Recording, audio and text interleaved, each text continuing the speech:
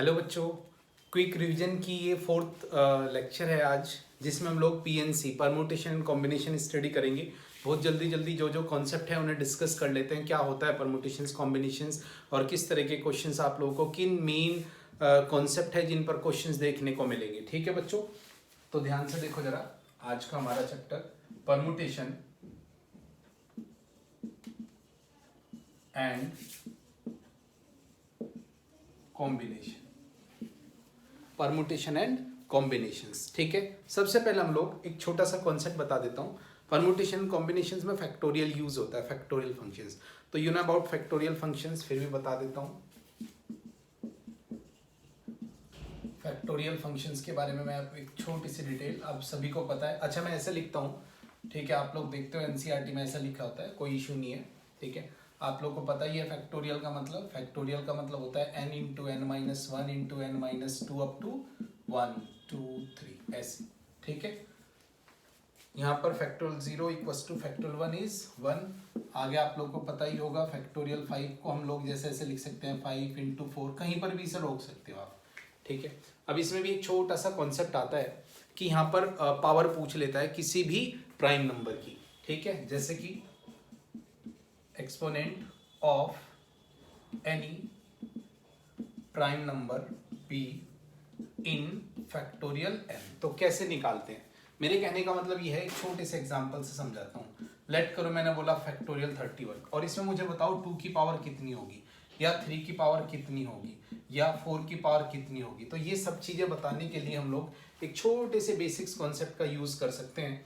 तो उसका क्या कंडीशन है ये मैं बता देता हूँ। देखो, कुछ नहीं करना आप लोगों ने, जो ये n है ना, इसे इस प्राइम, अच्छा ये प्राइम नंबर ही होना चाहिए। देखो 2, ये 5 4 नहीं चलेगा, 5 चल जाएगा, 2, ठीक है, 3 5 7 इस तरह। तो हम लोग ऐसे निकाल सकते हैं पी स्क्वायर, फिर जो प्राइम नंबर है उसके स्क्वायर से डिवाइड कर दो, फिर P Q up to and so on चलता जाएगा।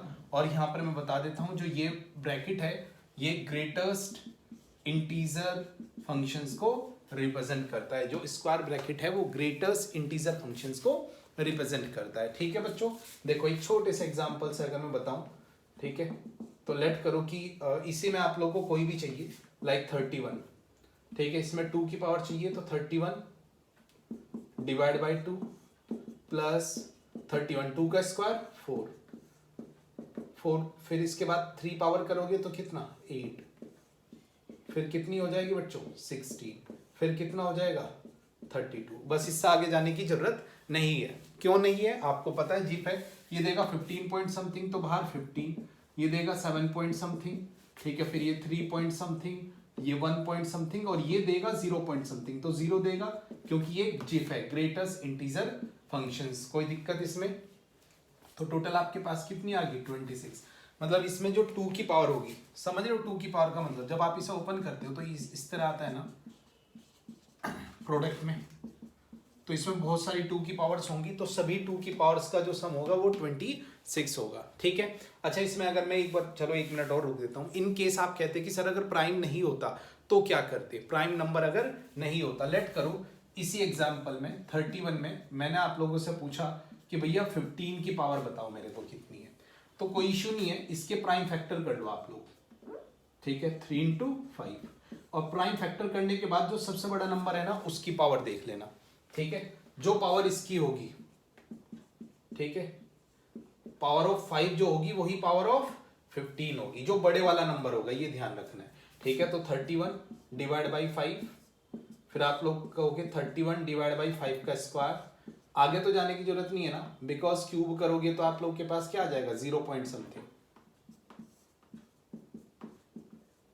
देखो ये 5 से जब आप लोग डिवाइड करोगे तो 6 टाइम, 25 से डिवाइड करोगे 1 टाइम, और आगे आएगा 0, मतलब 7। इसका मतलब कि इसमें जो 15 की पावर होगी वो 7 होगी।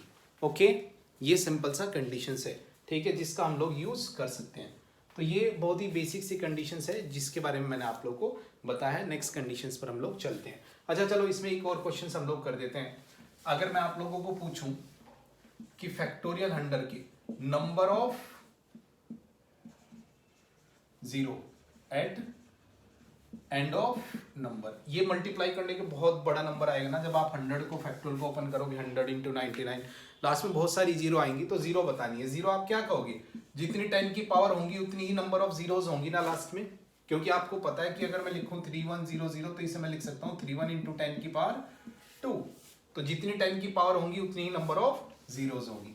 इसका मतलब इसमें किसकी पावर बतानी है, 10, तो 10 तो प्राइम नहीं है, तो इसे मैं ऐसे लिख सकता हूँ। तो आप क्या करोगे, बस 5 की पावर देख लो मैक्सिमम कितनी होगी, छोटे वाले को देखने की नीड नहीं है, डायरेक्ट जो बड़े वाली वैल्यू है उसे चेक करो बस आप लोग। तो ये आ जाएगा 100 डिवाइड बाई 125। अब टू आगे तो लिखने की जरूरत नहीं है, this one is 20 times, this one is 4, ये 0, इसका मतलब 24, मतलब नंबर ऑफ जीरोस कितनी होंगी, 24 होंगी। ओके बच्चों, डन। तो ये छोटा सा कॉन्सेप्ट था अबाउट फैक्टोरियल। अब हम लोग चलते हैं अपने कॉन्सेप्ट पर, परमुटेशन एंड कॉम्बिनेशन। सबसे पहले डिफरेंस देख लेते हैं, डिफरेंस क्या होता है। ठीक है, देखो भाई सीधी सी बात है, परमुटेशंस एंड कॉम्बिनेशंस दोनों की बात कर लेते हैं। सबसे पहला डिफरेंस जो है, परमुटेशन कॉम्बिनेशन होता क्या है। सबसे पहला कंफ्यूजन बच्चों को देखो, परमुटेशंस का मतलब सिंपल सा अरेंजमेंट, और कॉम्बिनेशन का मतलब सिलेक्शंस। बस सबसे बड़ा यही डिफरेंस है दोनों में। परमुटेशंस में हम चीजों को अरेंज करते हैं और कॉम्बिनेशंस में हम चीजों को सेलेक्ट करते हैं, किसी चीज को चूज करना या सेलेक्ट करना। और यहाँ पर अरेंज, जैसे कि मैंने बोला कि 2 पर्सन है मेरे पास, मुझे उन्हें बिठाना है। अब बिठाना है तो ये अरेंजमेंट हो गया भाई। ऐसा है कि जैसे 2 है, ए और बी, अगर मैं इसे बैठा सकता हूँ, इन्हें अरेंज करूंगा तो ए बी भी कर सकता हूँ और बी ए बी। और मेरे पास अगर ए बी को इनमें से इन दोनों को सेलेक्ट करना है तो I have only one choice, मैं दोनों को लूंगा, मैं किसी को छोड़ नहीं सकता। तो I have only one choice कि ए को भी ले लिया एंड बी को भी। अब किसी को पहले लें किसी को बाद में, वो चीज मैटर नहीं करेगी। या इसमें भी एक और पॉइंट आप लोग, सबसे इंपॉर्टेंट पॉइंट, ठीक है, कि यहां पर ऑर्डर इज इंपॉर्टेंट। सबसे इंपॉर्टेंट पॉइंट, यहां पर ऑर्डर इंपॉर्टेंट होता है और यहां पर ऑर्डर इज नॉट इंपॉर्टेंट। सबसे बड़ा पॉइंट इसका देखो, ये ऑर्डर इंपॉर्टेंट की वजह से नंबर ऑफ परमुटेशंस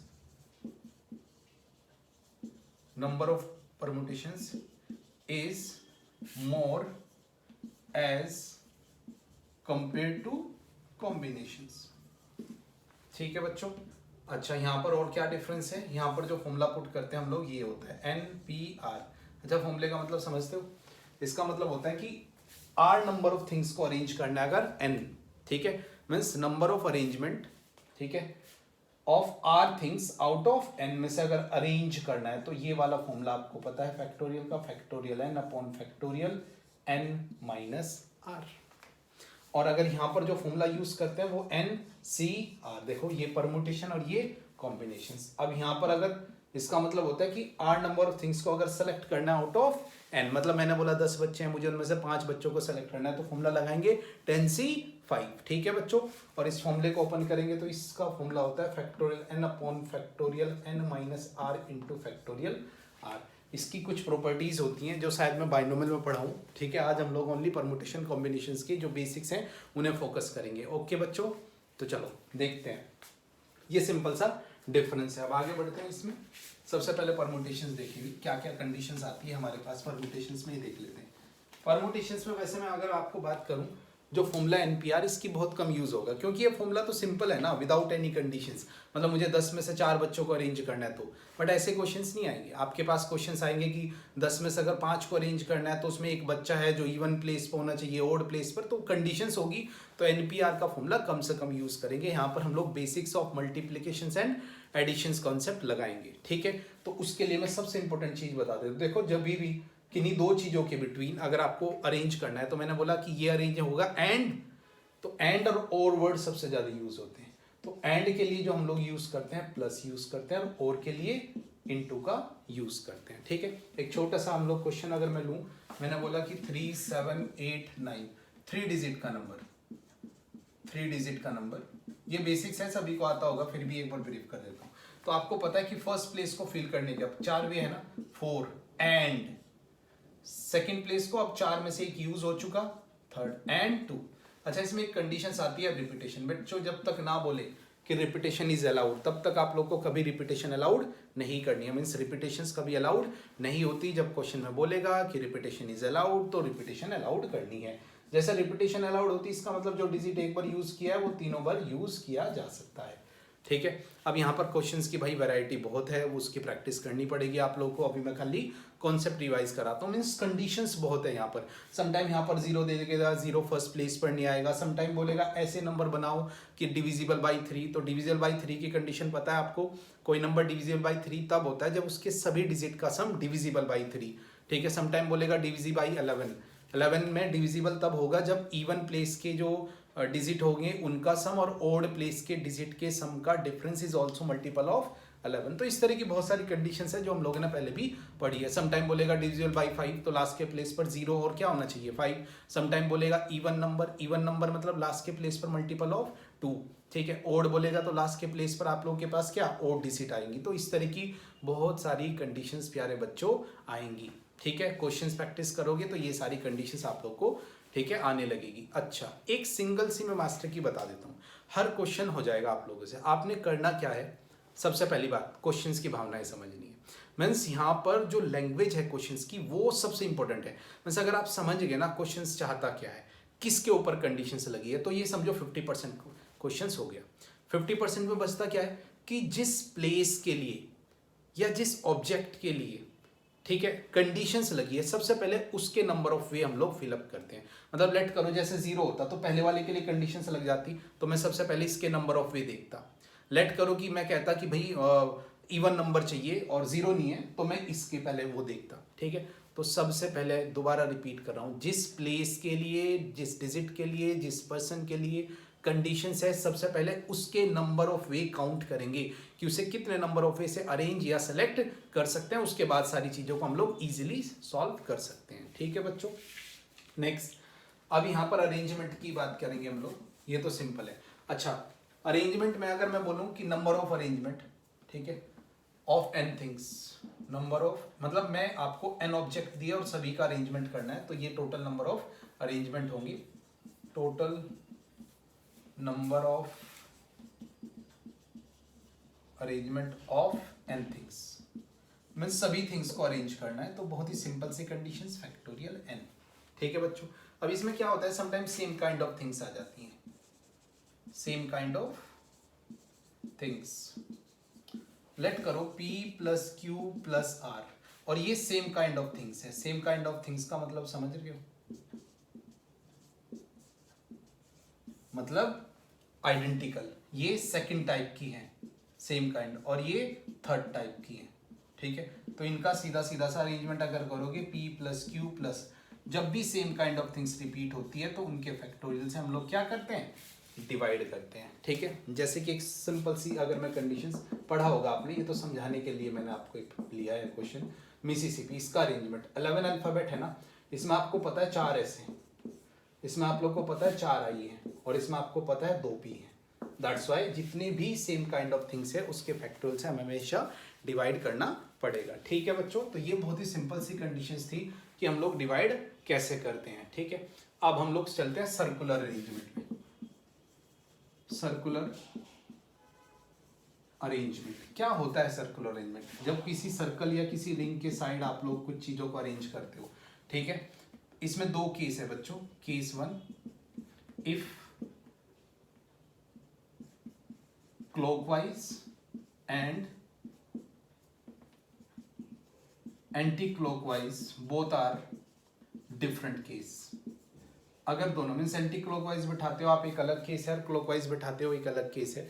ठीक है, तो नंबर ऑफ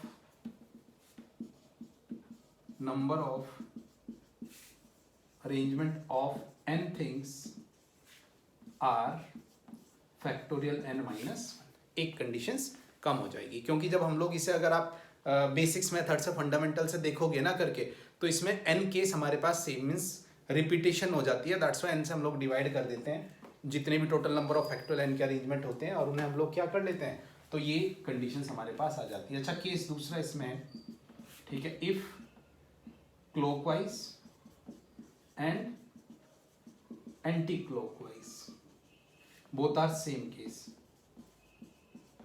अच्छा, पहली बात तो ये कि ये केस कौन से होते हैं बेटा, ये केस जैसे कि नेकलेस हो गया, नेकलेस क्या होता है, या की रिंग हो गया, नेकलेस हो गया, उसमें जब आप लोग की रिंग लगाते हो ऐसे, ठीक है, तो वो कहीं से भी कहीं पर ही घूम के आ जाएगा। मीन्स चाहे आप क्लॉकवाइज डालो चाहे एंटी क्लॉकवाइज, उससे मूवमेंट करा सकते हैं ना, दैट्स उसमें दोनों केस सेम हो जाते हैं, तो उसमें केस जो होंगे वो आधे हो जाएंगे। मीन्स नंबर ऑफ अरेंजमेंट क्या रह जाएंगे, हाफ। ठीक है, तो ये ध्यान रखना है। Clockwise and anti clockwise case में कौन कौन से केस होते हैं जहाँ पर सेम होते हैं, लाइक नेकलेस हो गया, की रिंग होगी, फूलों की माला होगी, ये ऐसे केसेस हैं जिन्हें हम लोग मूव करा सकते हैं पूरे को ना। तो एंटी क्लॉकवाइज डालो या क्लॉकवाइज डालो, उसे ऐसे घुमाएंगे तब भी बात एक ही रहेगी।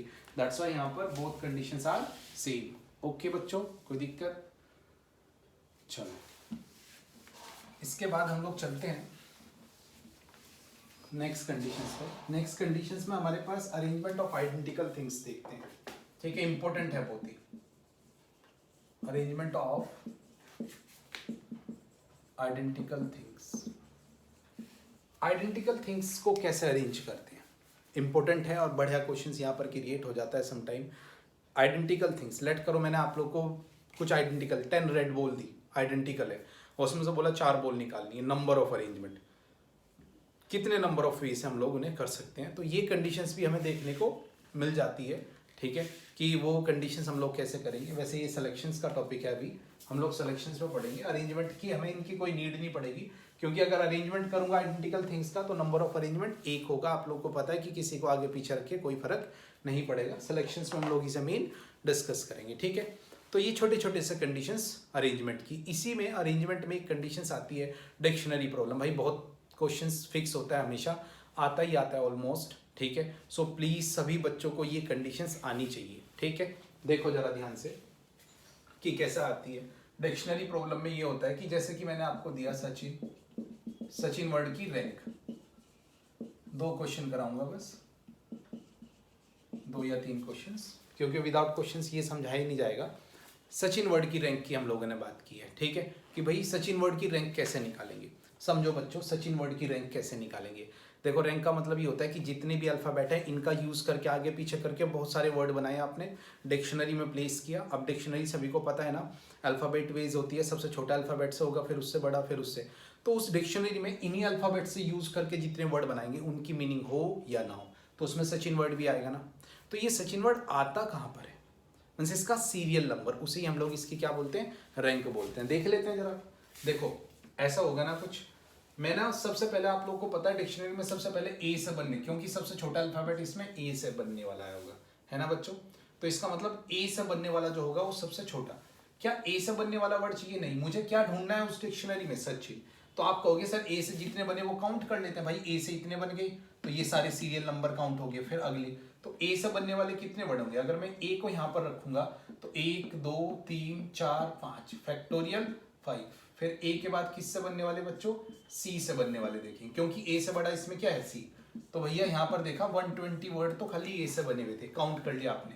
फिर आपने अगले पर आया सी पर, अगेन फैक्टोरियल 5, क्योंकि सी यहाँ पर रखोगे, इन पांचों को आगे पीछे करोगे, सी से भी वो बन जाएंगे आपके पास H I N, यहाँ से भी फैक्टोरियल 5 फैक्टोरियल 5 फैक्टोरियल 5। ठीक है बच्चों, तो यहाँ से भी आपके पास कितने आ गए, 120 120 120। आपने देखा कि अभी तक आप लोगों के पास 600 वर्ड आ चुके।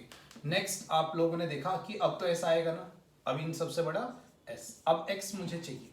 देखो, जब आप डिक्शनरी देखते हो, जो अल्फाबेट आपको चाहिए उस पर रुक जाते हो ना, उसके बाद उसका नेक्स्ट अल्फाबेट चेक करते हो कि नेक्स्ट अल्फाबेट क्या है।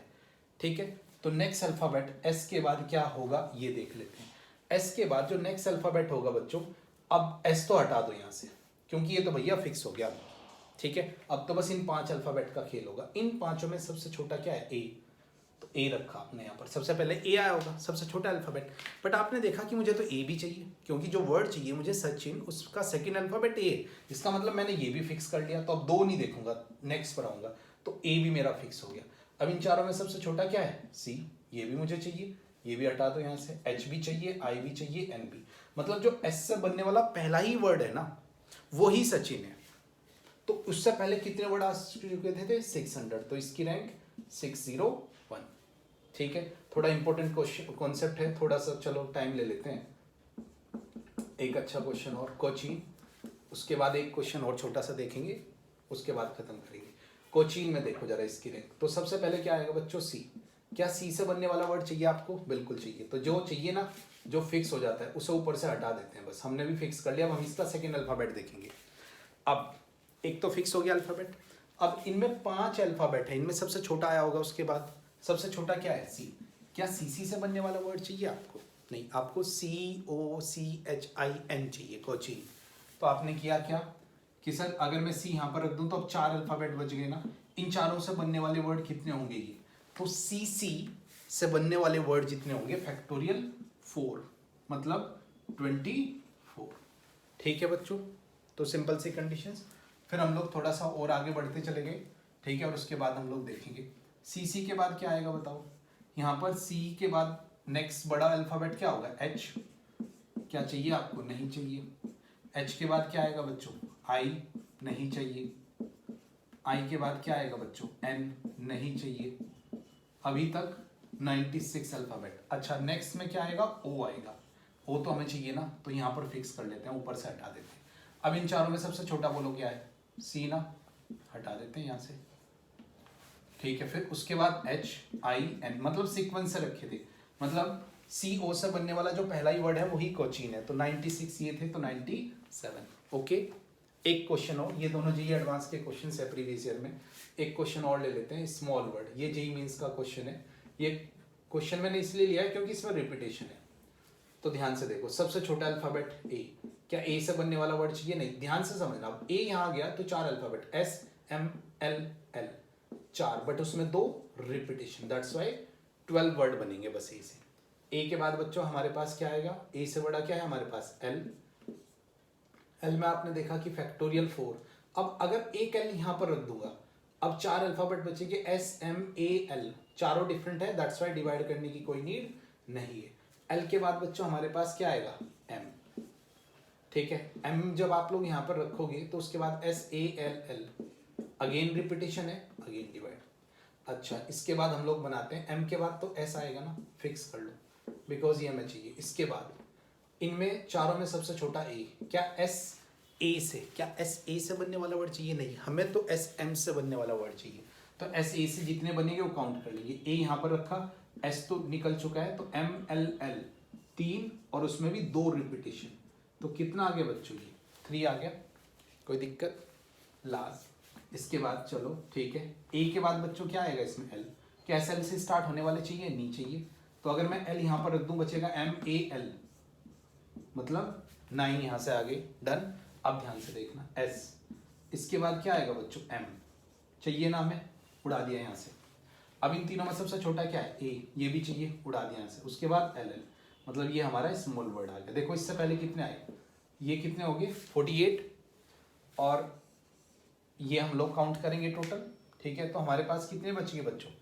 ठीक है, ये ऊपर से जो आप लोग के पास आया 48 तो ये आए, ठीक है, 3 यहाँ से आए, ये 6 है सॉरी, और 6 9 ये, तो टोटल, और एक ये 10, तो हमारे पास कितना आ गया 58। तो स्मॉल वर्ड की रैंक 58। मोस्ट इंपॉर्टेंट क्वेश्चन है, दैट्स वाई मैंने इस पर इतना टाइम लिया है। हर साल ऑलमोस्ट क्वेश्चन आता है, किसी ना किसी सेट में कंफर्म मिलेगा। डन बच्चों, देख लो। चलो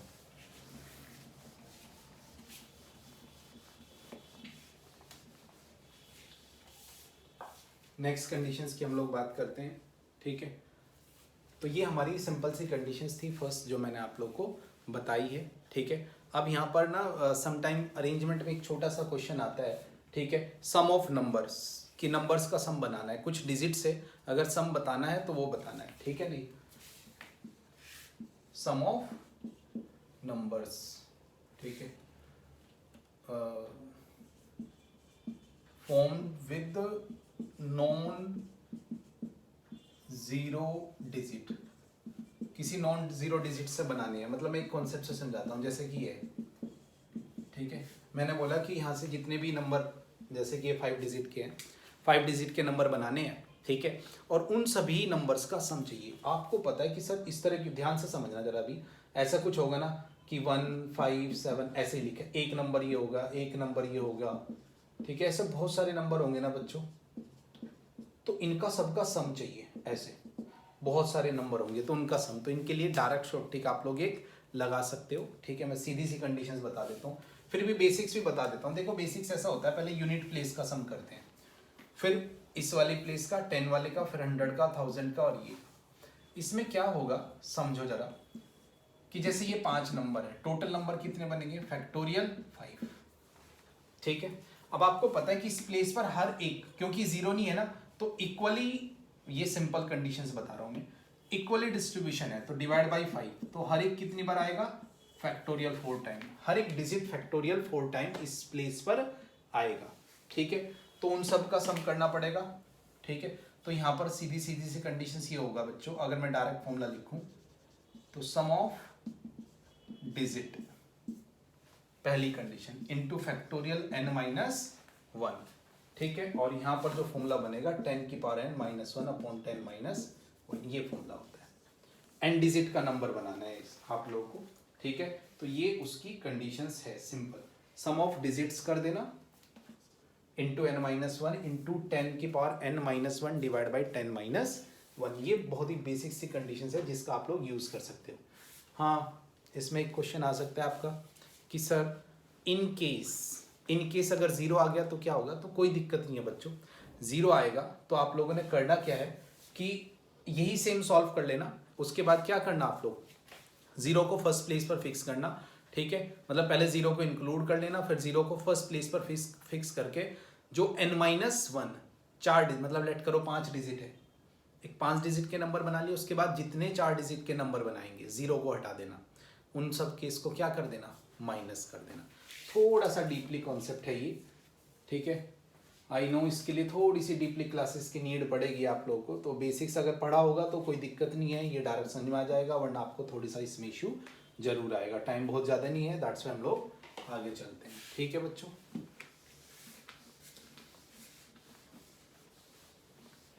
next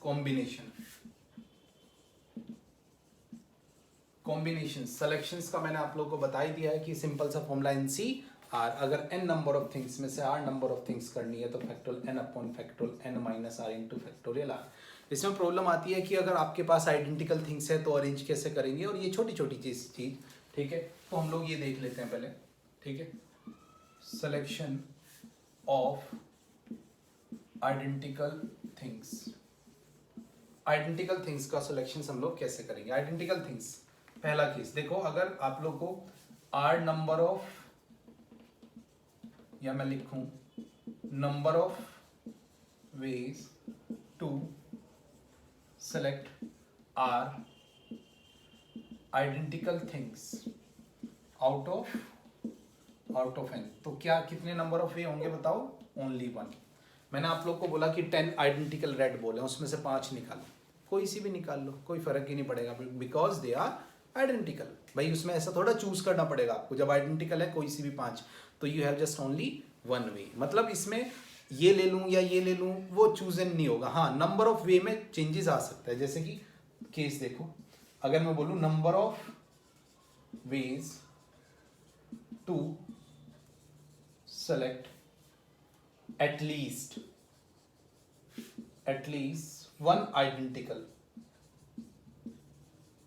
one identical things out of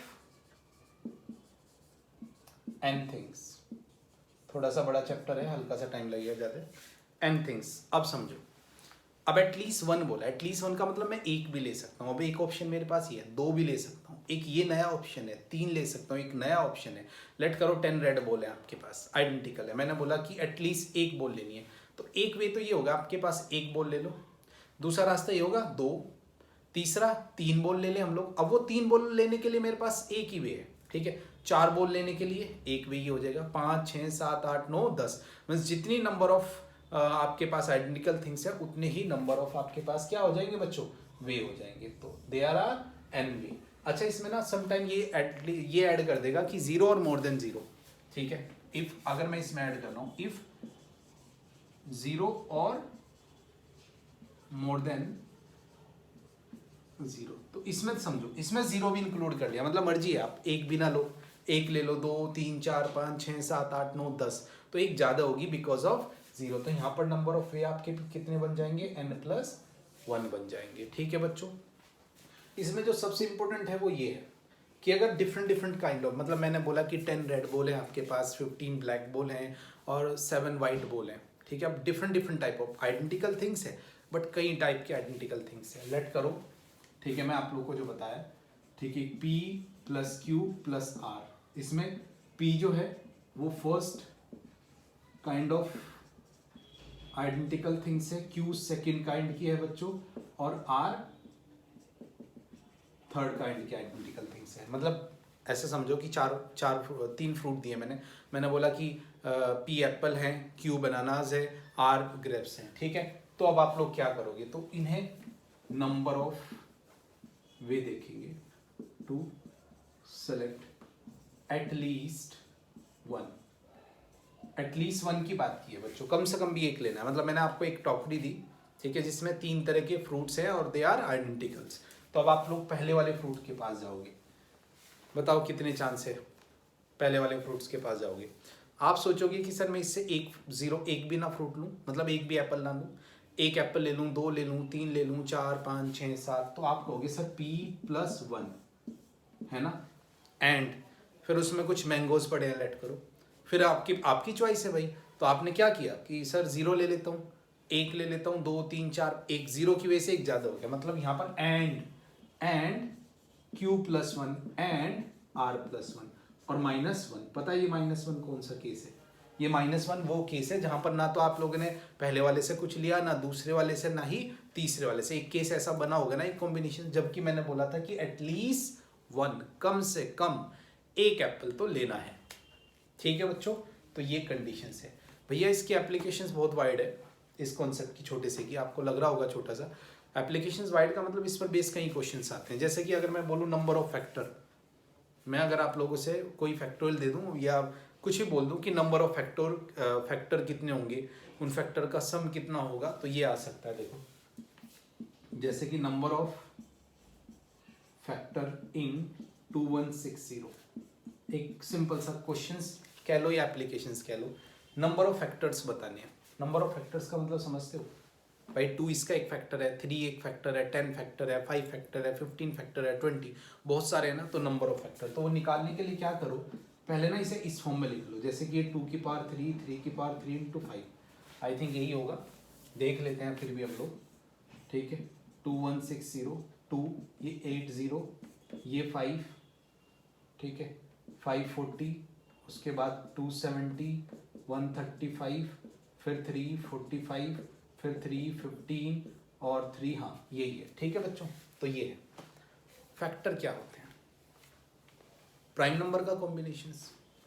जितने प्राइम नंबर के कॉम्बिनेशंस होंगे उतने ही नंबर ऑफ फैक्टर होंगे। जैसे कि एक 2 फैक्टर है, एक 2 और एक 3 ले लो, 2 × 3 6 फैक्टर है, एक 2 × 5 10 एक फैक्टर है, एक 2 × 3 × 5 मीन्स एक इससे लिया, एक इससे लिया, एक इस, मतलब क्या हो रहा है जस्ट भाई, ये 2 है 4 बार, 2 × 2 × 2 × 2 आइडेंटिकल, फिर 3 है 3 टाइम्स, 3 × 3 × 3 आइडेंटिकल, और एक 5। इनके जस्ट सिलेक्शंस करना है। जितने नंबर ऑफ वे से आप इनमें से सेलेक्ट कर लोगे, 1 को, 2 को, 3 को, 4 को, 5 को, उतने ही नंबर ऑफ फैक्टर हो जाएंगे। तो देखो जरा, पहला, इसके कितने 2 है मेरे पास, एक तरह से 2 × 2 × 2 × 2 4 बार, तो आई हैव 4 + 1 चॉइसेस कि मैं एक 2 ले लूँ जब मैं फैक्टर देख रहा हूँ, 2 ले लूँ, 3 ले लूँ, 4 ले लूँ, या एक भी ना लूँ। ठीक है, इंटू 3 + 1 इंटू ये 1+, यहाँ पर 3 थे ना, 3 ये, और -1, क्योंकि एक में ये है कि ना तो पहले में कोई फैक्टर लिया, पहले में भी 2 की पावर 0 ले ली, दूसरे में 3 की पावर 0, और चौथे में भी 5 की पावर 0, मतलब 1, और 1 को हम लोग इंक्लूड नहीं करते। तो आंसर 5 × 4 × 2 × -1। तो ये सिंपल सी कंडीशन है इसकी, ठीक है, फैक्टर्स की। ठीक है बच्चों, तो ये बहुत ही सिंपल सी। अच्छा, इसी में आता है सम ऑफ फैक्टर। किन फैक्टर का अगर सम करना है तो क्या करना बच्चों, टाइम थोड़ा सा कम है, सीधा सीधा बता देता हूँ मैं, कुछ नहीं करना आप लोगों ने।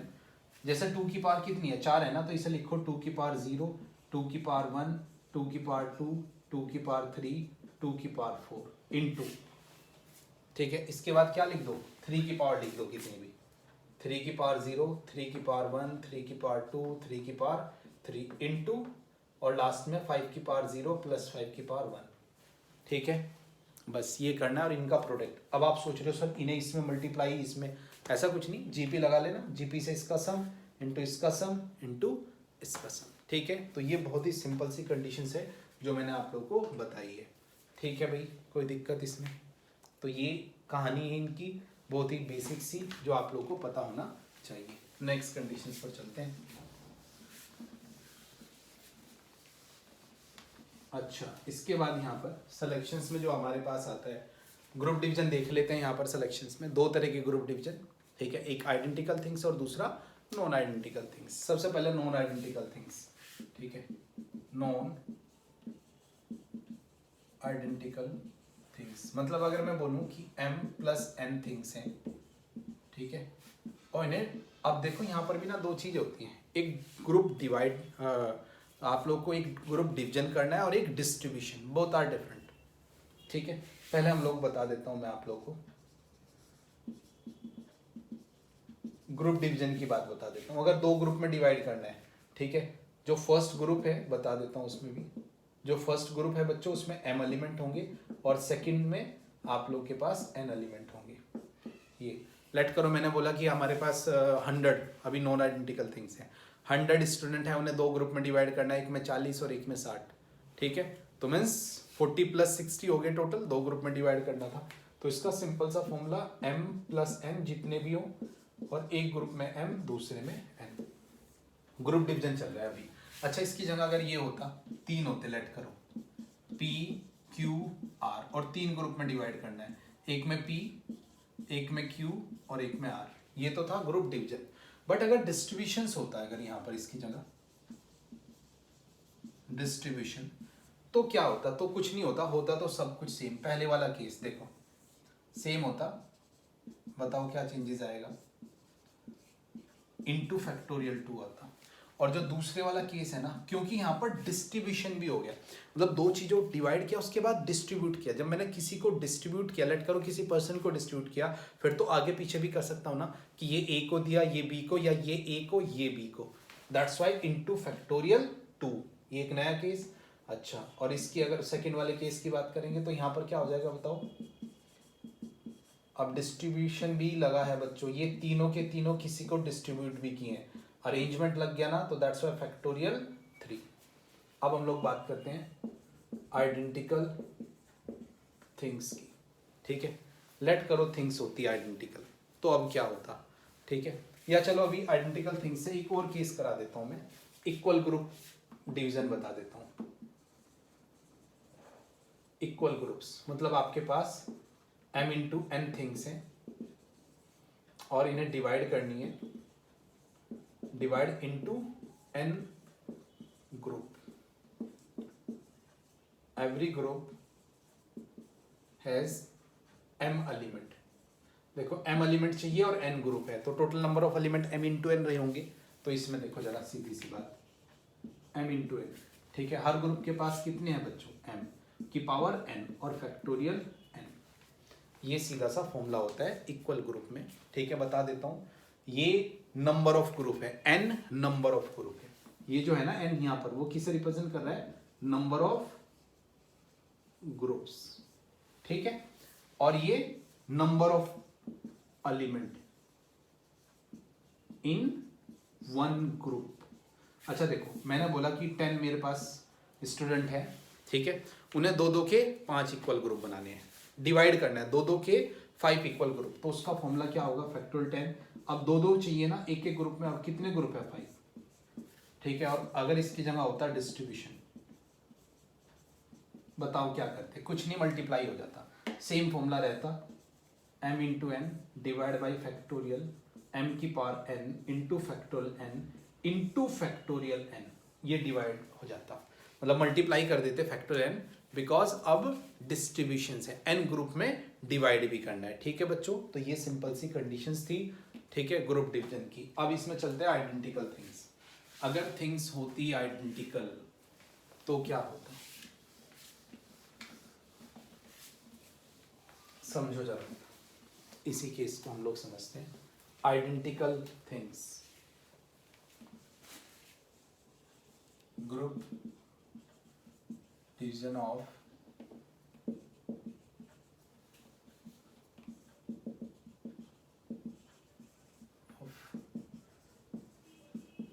Identical things.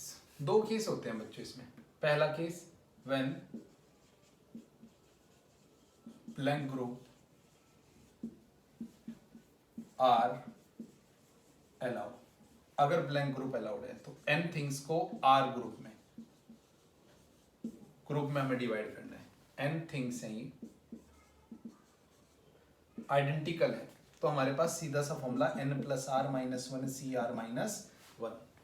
ठीक है, लेट करो मैंने बोला कि मेरे पास 20 एप्पल हैं, ठीक है, और उन्हें मुझे 7 ग्रुप में डिवाइड करना है। ठीक है, अब 20 के 20 एप्पल आइडेंटिकल हैं, तो हम लोग ये कंडीशंस लगा देंगे सिंपल सा। ठीक है, जिसमें ये कंडीशंस आपके पास होंगे। लेट करो 10 एप्पल है, ठीक है, और 7 ग्रुप में डिवाइड करना है, तो 7 माइनस 1 आइडेंटिकल है बच्चों। और किसी भी ग्रुप, ब्लैंक ग्रुप का मतलब समझते हो, किसी भी ग्रुप को 0 भी दे सकता हूँ। मतलब ऐसा हो सकता है कि जो 7 ग्रुप है 6 को 0 0 दिए और 1 को सारे के सारे दे दिए। ठीक है बच्चों, तो ये हमारे पास कंडीशंस आ जाएगी 7 माइनस 1। और दूसरा case when blank group are not allowed. बच्चों देखो थोड़ा स्पीड में तो होगा, बिल्कुल रिवीजन चल रहा है ये। हाँ, जिन बच्चों ने बिल्कुल भी नहीं पढ़ा आज तक ये सारी चीज़ें, उससे शायद ज़रूर प्रॉब्लम होगी, क्योंकि मैं जैसे एक रिवीजन करा रहा हूँ, बहुत डीपली कॉन्सेप्ट को समझाना और ब्रीफ नहीं करूँगा। ठीक है, तो वहाँ पर n minus one C R minus one ये वो है जब when blank group are not allowed. Means अब हर को ऐसा नहीं कि किसी को 0, मतलब 1 दोगे 2 दोगे 3, किसी को 0 चीज़ें थिंग्स नहीं दे सकते। इसकी बहुत ज़बरदस्त एप्लीकेशंस है, और वो एप्लीकेशंस है सॉल्यूशन ऑफ लीनियर इक्वेशंस। ठीक है, इंटीजर सॉल्यूशन। अगर किसी के इंटीजर सॉल्यूशन निकालने ना लीनियर के लाइक दिस, तो उसमें इसका बहुत जबरदस्त एप्लीकेशंस हम लोग यूज करते हैं। लेट करो एन नंबर ऑफ सॉल्यूशन, समझना मेरी बात। बट इसके लिए कंडीशंस है कि x1 is greater than equals to 0। ठीक है, ये सारे अगर मैं लिख दूं x2 x3 x4 is greater than equals to 0, mean सभी की वैल्यू 0 या 0 से बड़ी हो। समझना जरा सॉल्यूशंस होता क्या है। लेट करो, मतलब अगर मैं एक सिंपल सा एग्जांपल हूं, इसके नीचे एक एग्जांपल भी ले लेते हैं, इससे फिर ज्यादा इजीली। लेट करो 10। अब सॉल्यूशंस, इंटीजर सॉल्यूशंस, बार बार कह रहा हूं, ओनली इंटीजर सॉल्यूशंस के लिए वैलिड है। मतलब x y z या x1 y1 z1 की इनकी वैल्यू इंटीजर हो, तो इसमें ऐसा हो सकता है ना, ये 1 8, एक नया सॉल्यूशन आ गया ना, कि x की वैल्यू 1, y की वैल्यू 1 और z की वैल्यू 8। या मैं ये बोल सकता हूँ ये 0 और ये 10, देखो 0 अलाउड है, इक्वल 0 भी हो सकते हैं। ठीक है, या मैं ये बोल दूं कि ये 2 ये 3 तो ये 5, तो ऐसे बहुत सारे सॉल्यूशंस हो जाएंगे ना। तो आपको ये बताना है कितने नंबर ऑफ इंटीजर सॉल्यूशंस होंगे। पॉजिटिव इंटीजर सॉल्यूशंस, इंक्लूड 0 भी कर सकते हो आप, वो गिवन होगा क्वेश्चन में। ठीक है, तो आप लोग क्या कहोगे, सोचो। पता है क्या, ऐसा समझो कि जो 10 है ना उसे लिख लो 1, इसे आप ऐसे लिख लो 1 + 1 + 1 + 1 + 1, कितने टाइम, 10 टाइम। मतलब आपके पास क्या है, 10 आइडेंटिकल थिंग्स है, और कितनों को डिस्ट्रीब्यूट करनी है, 3 को। ऐसा कर दो कि इसे भी 0 दे दो उन 10 में से, इसे भी 0, 10 के 10 इसे दे दो, तो 0 0 10 हो जाएगा। ठीक है, या ऐसा कर दो कि एक इसे दे दो, एक इसे दे दो, 8 इसे दे दो, नया सॉल्यूशंस। तो जस्ट क्या है, ये ग्रुप डिवीजन है, जो अभी अभी हम लोगों ने पढ़ा, ग्रुप डिवीजन। ठीक है, मीन्स इन 10 1 को 3 ग्रुप में डिवाइड करना है। जितने नंबर ऑफ इसे डिवाइड करेंगे उतने ही नंबर ऑफ सॉल्यूशंस होंगे। तो फॉर्मूला अभी अभी आप लोगों ने पढ़ा, तो फॉर्मूला कहता था कि n जितनी आइडेंटिकल थिंग्स, 10 आइडेंटिकल थिंग्स है, 10 की 10 क्या है 1, कितनों में डिस्ट्रीब्यूट करना है बच्चों, 3 ग्रुप में। ब्लैंक ग्रुप अलाउड है क्योंकि मैंने 0 अलाउड किया हुआ है कि 0 भी हो सकती है इनकी वैल्यू, और ये आ गया 3 - 1, तो ये नंबर ऑफ सॉल्यूशन। तो अगर यहाँ पर बात करोगे तो देखो n, मतलब ये 1 है कितने टाइम, n टाइम, तो n आइडेंटिकल थिंग्स है, और कितने ग्रुप में डिवाइड करना है, 4 में। ठीक है, अच्छा इसकी जगह मैं अब ये लिख देता हूँ, और 4 की जगह मैं ऐसे भी लिख सकता हूँ ना, x लेट करो यहाँ पर k ले लेता, k ग्रुप में। ठीक है, तो +k - 1 c k - 1। ठीक है बच्चों, तो ये सिंपल सा यहाँ पर भी कंडीशंस में इसकी ये एप्लीकेशंस यहाँ पर भी। अच्छा, इसमें काफ़ी नंबर ऑफ वैरायटी क्वेश्चंस आती है, प्रैक्टिस करना पड़ेगा, अच्छा क्वेश्चंस आ जाता है, ठीक है, वो आप लोग को देखना पड़ेगा, ठीक है बच्चों। तो ये कंडीशंस आप लोग की यहाँ पर। नेक्स्ट चलते हैं डी अरेंजमेंट पर, ठीक है।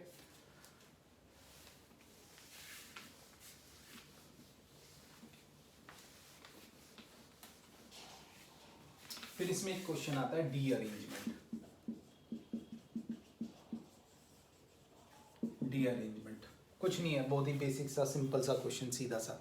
डी अरेंजमेंट, डी अरेंजमेंट का मतलब है, लेट करो मैं बाहर से आया, कुछ बच्चे बैठे थे क्लास में, मैंने उसमें से 5 बच्चे उठाया, सबको उठाया, दोबारा से ऐसे अरेंज किया कि कोई भी अपने ओरिजिनल प्लेस पर ना जाए, कोई भी दोबारा अपने ओरिजिनल प्लेस पर ना जाए, इसे हम लोग बोलते हैं डी अरेंजमेंट, ठीक है बच्चों। तो डी अरेंजमेंट में अगर मैं लेट करूं कि n में से r नंबर ऑफ थिंग्स का डी अरेंजमेंट करना है, तो पहले तो n में से r चूज कर लेना, ठीक है, और उसके बाद अरेंजमेंट का फॉर्मूला ये है, ये तो सिलेक्शंस लिया कि मैंने 10 में से 4 बच्चे चूज किए पहले, और arrangement factorial r 1 upon factorial 0 minus 1 upon factorial 1 plus 1 upon factorial 2 minus 1 upon factorial 3 up to कहाँ तक जाएगा 1 अपॉन फैक्टोरियल r, ये चलता रहेगा प्लस में। अच्छा, ये दोनों कैंसिल हो जाते हैं, बट वो याद हो जाता है बच्चों को इजीली, इसलिए मैं लिख देता हूँ plus minus plus minus plus minus, ठीक है, बहुत ही सिंपल सी कंडीशन है ये तो कॉम्बिनेशन। अच्छा, इसमें मैं आप लोगों को बता देता हूँ, चलो ठीक है।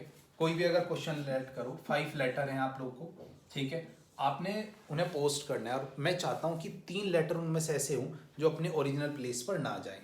मतलब आपने क्या किया, अब 5 के फिक्स एड्रेस है, जहाँ जहाँ पर उन्हें आपने डालना है, मैंने उनमें से क्या किया, कोई से 3 चूज किए और उनके एड्रेस आगे पीछे इंटरचेंज कर दिए, ऐसे इंटरचेंज किए कि कोई भी अपने ओरिजिनल प्लेस पर ना जाए। तो पहले तो 5 में से देखेंगे कि वो कौन से 3 लेटर हैं, चूज किया, एंड अब इन 3 लेटरों का फिक्स एक एड्रेस है, इसका ये करेक्ट, इसका ये, इसका। अब मैं आगे पीछे करूंगा, बट ऐसे करूंगा कि कोई भी अपने ओरिजिनल एड्रेस पर ना जाए, वरना तो भाई करेक्ट में चले जाएगा, मतलब डी अरेंजमेंट बोलते हैं हम इसे, ठीक है बच्चों।